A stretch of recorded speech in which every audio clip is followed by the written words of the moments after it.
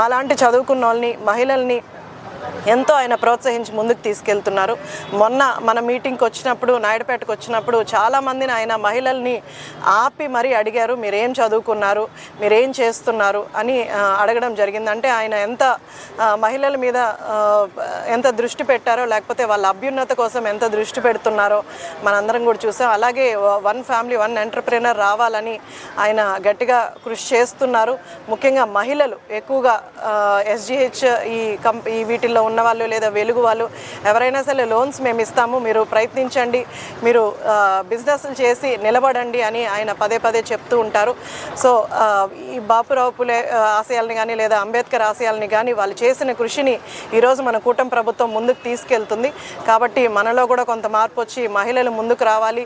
అంటే పాలిటిక్స్ అనే కాదు, చదువుకోవడం కానీ, ఉద్యోగం కానీ, లేదా వాళ్ళకు వాళ్ళు బిజినెస్ పెట్టుకొని చిన్న బిజినెస్ అయినా చేస్తూ ముందుకెళ్తే ఖచ్చితంగా రాష్ట్రం మారుతుంది. రేపు 33% మనకు రిజర్వేషన్ కూడా వస్తుంది. కాబట్టి ఇంకా కూడా మహిళలు ముందుకు వచ్చి రాష్ట్రం కోసం కష్టపడాలని, నాతో పాటు నడవాలని కోరుకుంటూ సెలవు తీసుకుంటున్నాను.